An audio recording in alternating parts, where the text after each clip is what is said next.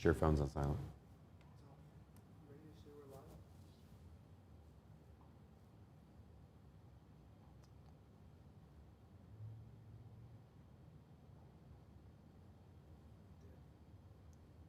No, not yet, dude.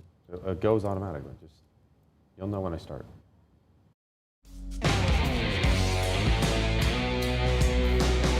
What kind of advice do you have to homeowners? Practicing that preparedness. Starting the conversation now is always going to be a benefit to any association out there. And welcome to Recovery Report Live. I'm Dan Odess, President of GlobalPro, where we manage your risk to recovery, and we have managed more than $1 billion of that recovery. We got a great show for you today. It is packed full of information about technology, insure technology, things going on as it relates to technology and insurance. And to kick that off, I want to talk about what's going on with the cyber attacks. I mean, we are hearing about this stuff every single day. The social media feeds are full of it. The news lines are full of it. I mean, it just keeps happening. We're seeing many businesses under attack. We're seeing governments under attack. We're seeing major infrastructure under attack. It's happening. It's a reality. It's a risk that you need to protect yourself against. It's something that you need to obtain insurance for if you haven't already, if you have a small business. But community associations also need to protect against that same risk. There's recent hacks of community associations that have led to the distribution of tons of personal information for your unit owners, for your tenants. It's an important issue that's not getting enough attention, and it's definitely something that you as a community association, whether you're a manager, whether you're president of a board or your other board members, whether you're a unit owner, think about how you're protecting the data and information of your fellow unit owners. In fact, we represented an association one time that had a robotic garage system, and they had no actual insurance. And the reality is that a robot, a computer, controlled the distribution and delivery of cars. How are they going to protect against any sort of attack or damage that may come to someone's personal property if, let's say, a hacker were to gain access to it? Something very important. Make sure you look at these things. It's nothing new. Everyone, when I talk to a lot of business owners, talk to a lot of community associations, a lot of them haven't even considered it yet, despite seeing it in the headlines, despite seeing the coverage on these things, despite seeing the size of these payments that they're making to these hackers, to these individuals that have gotten into the infrastructure, that have taken hold of whether they're businesses, the government, the infrastructure, the community association. They're paying millions of dollars. The amount that is being paid is on the rise. It's not going down, it's on the rise. I mean, you just recently seen an $11 million payment, JBS, which is a meat supply company, CNA Insurance, $40 million. You have other things, CWT Global paying $4.5 million. You recently saw the pipeline issue, paying millions of dollars there. It is an issue. It's something you need to contend with. It's something that you need to prepare for. You need to have resiliency, and it's really important. And there's different types of attacks, and a lot of people think that, oh, you know, we have a software or we have an IT person. But educate yourself about how these attacks occur. Understand what a brute force attack is. Understand what a credential stuffing is. Understand what phishing is. Understand what malware attacks are. There's very different ways that you can be actually hacked. And those are just 4 examples of it, 4 of the most often heard examples of it. But again, understanding how you can get attacked will make sure that you can actually get the insurance that's going to protect you. But it's just like with any insurance, there's limitations to it, and it's only going to cover you for certain damages. So points about that protection. There was a recent survey done by PricewaterhouseCoopers in 2020, published this year, which says that 55% have increased in cyber budgets for businesses, right? There's been a 55% increase in budgets. There's also a 51% increase in staff to deal with this. So job opportunity, job growth opportunity, but also it's just showing you how prevalent and how much important of an issue is to companies that are trying to deal with these issues. There's also 50% say that cyber and privacy will be baked into every business decision. These are really important things. So you need to know how you're going to get attacked. You got to understand how important this is becoming to businesses and making sure that you're part of that crowd that are analyzing these things so you know what kind of insurance you need to get. Because there's many different types of things that are designed for protections as it relates to different cyber attacks. You have network security, privacy, network business interruption, media liability, errors and omissions, and many other different types of coverages for cyber threats. So make sure that you analyze the situation. Where are your risks? What are the threats? How are you going to deal with it? How are you budgeting for it? There were some examples I just gave you there. Business decisions, staffing, investments in technology, software. What does that mean for your company? How are you going to adjust your budgets to make sure that you have the proper amount of money in order to be able to do these things? Resiliency is really, really, really important. But also, like with all things insurance, there's many things that doesn't cover for. So perhaps potential future lost profits, loss of value due to theft of your intellectual property. You have certain things like betterments, the cost to improve internal technology systems, including any software security upgrades after a cyber event. We talk a lot about this, that even though you may have suffered damages, there's certain things that may not be covered for. And not only are you trying to repair those things, but you're also now trying to protect against the future issues. So again, making sure you have proper budgets and you're forward thinking and planning for these things and looking at this as something that's going to be a growing expense rather than something that's going to be flat or stagnant or the same year over year. That's not true. Again, as we shift more and more digital, more and more information of ours is available on the web, on the internet, in many different digital content. So it's really important that you cover these issues from soup to nuts and that you understand it and that you get the information you need in order to protect you from these threats. Because again, this is something just like the insurance cycle. We talk about it, right? There's just constantly, once you buy that first policy, you're in that cycle. You're going from renewal to renewal to renewal. Even if you have a loss, you're faced with another renewal. So plan, budget, make sure you know what to expect. Make sure you understand the threats yourselves. Don't just simply rely on your agent or broker to do those things. Make sure that you are analyzing this and educate yourself about it, or get people around you that know what they're doing or have experienced these things or have the experience in order to be able to help you. But on this issue of technology, I'm very excited to bring on our next guest, who's going to talk about something very exciting that's going on with our own team here. It is something that that has been in the works for quite some time. It is a opportunity for you as the consumer. It's an opportunity for the insurance industry to grow and provide better services. And I want to talk about a technology product that has been recently launched by Griffin Data Services. And to make that introduction, I am joined by Elliot Carter. Welcome, Elliot. Hey, Dan, how's it going? Thanks for having me. Well, thanks for joining us, Elliot. And many of that tuned in before know Elliot. He is the Vice President of Technology for GlobalPro, but he is also the CTO of Griffin Data Services, which has recently launched Claims Calculator. And as we say, Claims Calculator, count the difference, right? So I want to get into this. I want to talk about it. I want to talk about what this means for you as consumers, what this product is going to do for the insurance industry, how it's going to improve the service, and obviously, why it's needed, where it fits in within the market. So want to kick it off by talking about the why. I said it a couple times there in the introduction of Elliot. So Elliot, let's talk about that why. I know that we talked about it in earlier broadcasts. There was a Value Pangan report that came out, talked about 68% of all complaints involved claim issues. How does that break down, though, for policy? What are they actually complaining about? Well, I mean, think about that. 60, you buy your insurance as a product, right? And so you expect that product to perform whenever you have to use it. So in that same report, it just talks about like the top 4 complaints are unsatisfactory settlement or offers. So it's like when you're getting ready to use your insurance and they basically tell you like, oh, well, this is only how much we're going to give you. And then the number 2 one is delays. Like imagine, you have to do something, you have to use something, you have to repair your home or you have to get your car fixed and they're just waiting, taking their time. I think the 3rd one is denials of claims. Like, you buy something, you expect to use it, but then you're told you can't use it. Like that's pretty much what that says. And then, number 4 of there is just adjuster handling, adjusters for insurance companies, for public adjusters, everyone's people. And I think this report just kind of talks about how, adjusters, the way they handle their claims, whether it's, communication or things like that, there is room for improvement.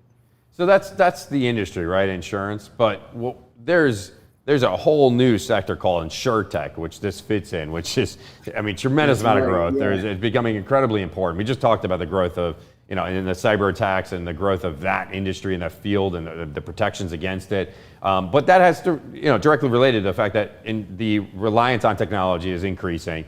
And now there's a whole new sector called Insurtech, which obviously Claims Calculator fits right into. Now, this product, though, is crowdsourced information and data. How does that differentiate from what other things that are on the market today?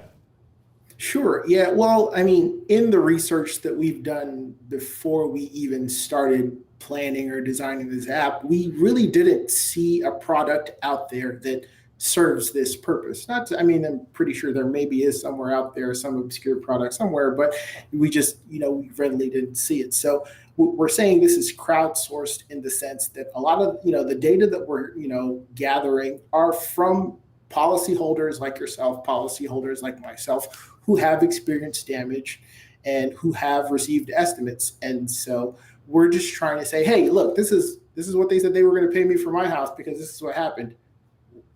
What are they going to pay you? That's completely, in the essence of crowdsourcing. Like, we're not going to we're not buying the data anywhere. We're not doing this. All we're asking is people to, submit their data and then compare it to, other people. It's that simple. It's like when you're on Waze. Many of us have Waze. We rely on Waze. I rely on Waze. I love Waze, right? And to create a correlation to better understand this, think about it. As you're driving around and there's an accident or there's an incident or there's the police or whatever else, you use Waze, and Waze helps you navigate around those issues or gives you that data and information that you need in order to better plan. All right, better plan for your trip and where you're going. Really great example.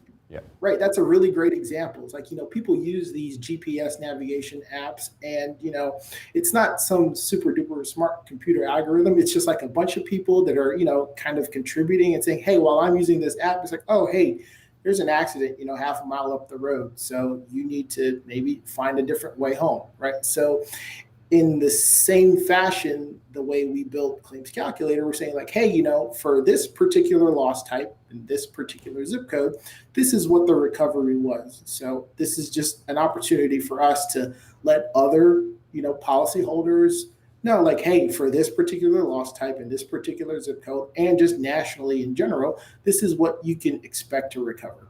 So let's call it a better map to recovery. I actually think that fits the situation. Like that. And I think as we talk more about the ways and we talk about how that crowdsourced information gets you to your destination faster, better, more efficiently, that's really what this is about us as policyholders working together for a better road to recovery. It's really about improving that process, but also not only for the policyholder, but for the insurance company too, because a lot of people are asking us, like, how can the insurance company utilize or leverage this technology to help you as a policy? Well, you can identify issues in the process that, in the claims process where 68% of the complaints about insurance have to do with claims, right? So let's bring it right back there.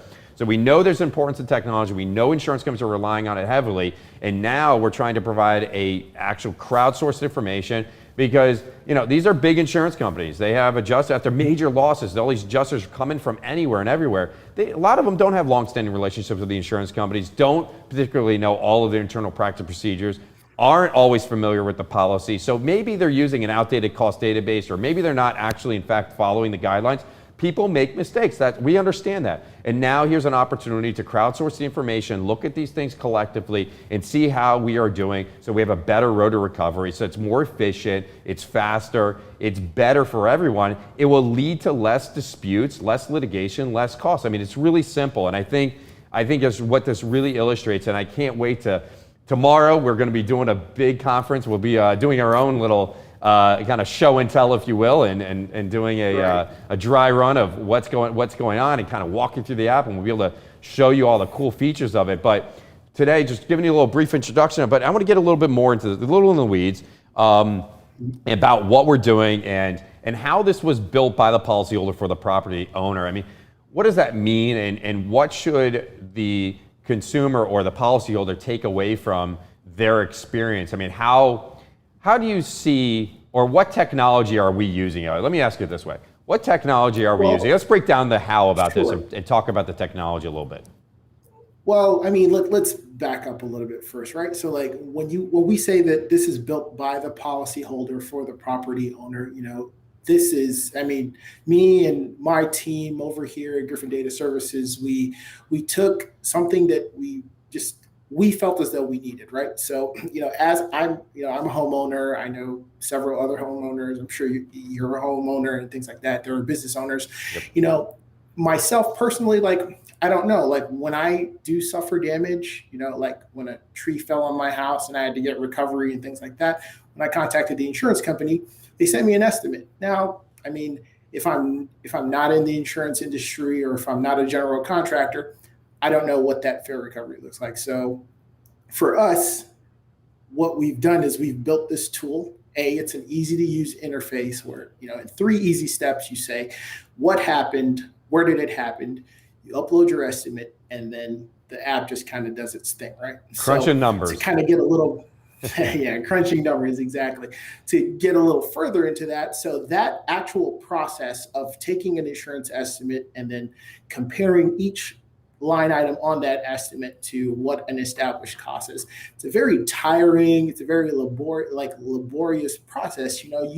You almost have to, you really enjoy that stuff. And, there are experts and professionals out there like, public adjusters, some of the really great, adjusters at GlobalPro, like that's their skill set, like that's their thing in life. Me as a regular homeowner, that's not me. That's not my company. I'd rather be doing something else. So what we've done is we've leveraged existing technology that will extract those line items from your estimate and then just comparatively analyze them and compare them to existing, market data. And then it just tells you on that particular line item how you performed against the market. It's that simple. We're not saying better, worse. And then what it does is it creates an opportunity for you to start the conversation with your insurance company or with your insurance agent and say, hey, I think I need to look at this a little more. And in the end, a happy insurance policy holder is a happy customer. They become a repeat customer for that insurance carrier. On the other end of that as well, a company that takes care of their customers just, it builds trust and, confidence. It just welcomes more new customers and things like that. So. Yeah, and it instills that confidence too, as well. I think the instilling the confidence, I think, is something that you're getting at, and you're talking about. It's just like this confidence. I know as me as like a homeowner, like I would have no idea. Like I want confidence that I know my insurance company's doing what they're supposed to be doing, and the insurance company wants confidence that their adjusters in the field are doing what they're supposed to be doing. And if we're all confident that whatever's going on works, then great. And just having that general tool now to be able to kind of identify that there is in fact consistency and congruency in everyone's expectations and everyone's feeling confident about what's going on, it certainly will assist and mitigate a lot of the disputes that we definitely see in these things. So I think I think what you're getting at was the confidence, and I think it's a strong word, and I think it's something that people need to think a lot about. No, absolutely. And one of the things that we focus on when we're creating this new technology product is, we want so we created this website that clearly explains what exactly this app does. There's no guesswork, like it's pretty straightforward in 3 simple steps. This is how you analyze your insurance estimates. We built a web app, and then, in a couple of days, we're looking to launch the iOS app version of this. So now you can either upload your PDF estimates, or we've made it to the point where you can actually take a picture of your estimate and then upload your estimate from your phone. Come on, like how easy to use is that? We all lead busy lives. No one has a scanner or a printer, right? Not everyone has a scanner or a printer, but like we're making it so that, it's simple, it's easy to use, and it's intuitive. And we really think, all my favorite apps that I use on my phone and on my computer, they're easy to use and they're really nice to look at, and they work. And that's what my team has worked really hard to build. We built an app that's easy to use, nice to look at, and it works. And that's what we're trying to do here. And this is actionable data, actionable. So you have actionable results that you can take action with this information. that whether it's you feeling confident in what's going on, and you can talk confidently about the fact that you can move on that road to recovery and start to make your repairs and do whatever else, or you can go back to your insurance company and identify areas of issues and that where there may be further conversation need to be had. Maybe they missed something, maybe they need to include something, whatever it is. But it's starting out here, version 1.0. There's so many different iterations already planned, already in the works. Just like with any technology company, I know that Griffin Data Services is working really hard on version 2.0 already. There's going to be all kinds of additional features and functions that we can't wait to see and roll out and to talk all about here, as well as on our website and the YouTube channel. And there's going to be lots of information. We have there's explainer videos, right, Elliot? Like that you can find online to learn more about this. Yeah, that's right. Yeah. So, I mean, for your viewers that want to learn more about the app, visit our website. It's claimscalc.com. And then from there, you learn a little bit about the app, just how it works and things like that. We also have a social media page on Instagram. We are at claimscalc, and also soon to be in the Apple Store on iOS devices. All great news, man. That's awesome. So lots of opportunity to learn about this. Hey, Elliot, thank you for joining us today. I know you guys are busy leading up to that launch. We're going to be talking more about it tomorrow. So definitely make sure you hit the Instagram page. What's that handle? It's at claimscalc. All right, so hit there, go like it. We're going to be going live. We're going to be talking about various different topics about how how to actually use the app, what to expect, how we got here. Because Elliot and I have a long history of working together. It was not only at GlobalPro and then Griffin Data Services. We have a big, long story history. We're going to talk all about that. We're going to be talking about things that we're seeing in the Insurtech industry generally. We're going to talk about this product and things to come with Griffin Data Services. It's going to be awesome, and I can't wait for the big push tomorrow, Friday. More information on that will be hitting our Instagram page. So we hope you continue to obviously follow us, like us, and tune in to ClaimsCalc and Griffin Data Services. Elliot, again, thanks for joining us here today. Thanks for having me. All right, guys. Well, that was awesome. I'm so glad to have Elliot join us today to talk about it. This is really exciting stuff, and it's really exciting for all of you as policyholders and for the insurance industry as a whole. This is something that, whether you're on the policyholder side or the insurance company side, is absolutely going to be leveraged to help better the process. And there's a growing number of complaints about claims handling and things like that. So certainly it fits in the moment with the growth of Insurtech. It fits within the growth that we're seeing in the marketplace in the insurance industry. It's right there. We're right there on the forefront, pushing a product that can help you as policyholders in dealing with these tough situations. Obviously, any loss or damage in the road to recovery is tough. It's windy. It's complicated. You need tools, you need access to information, and that's what this does. So I'm so excited to have him on. I was excited to have a short bit to talk a little bit about it. Hopefully, spark your interest. Go check it out, claimscalc.com. Very simple. Soon it will be available in the Apple Store for download on your Apple device. We're working obviously on the other devices and the other platforms, but we're gonna push it there. Give it a try. If you have any questions, obviously his team is standing by to answer any technical support issues that you might be having or might see as you're dealing with it. We want to be there. We want to be able to support you through that process. So, but as I continue to talk about, we are counting down our 10 years of serving the interest of policyholders, making sure that they are managing their risk to recovery. It's a cycle. It's a process that many of our business owners, many of our community associations and high net worth individuals deal with more often than not, unfortunately, during the course of a year, particularly those that own property or businesses in the coastal areas. We're already waiting for the third named storm. We've had an area of interest that was in the Gulf of Mexico. Make sure you stay vigilant. Make sure you stay prepared. Make sure you continue to tune in on the Recovery Report Live every Thursday at 11 o'clock. If you haven't already, hit the subscribe button on YouTube, like us on Facebook, follow us on all the social media platforms to make sure you have the insurance information and news you can use. Thanks for joining us this week. We'll see you next week at 11 o'clock Thursday on the Recovery Report Live right here. Thanks again.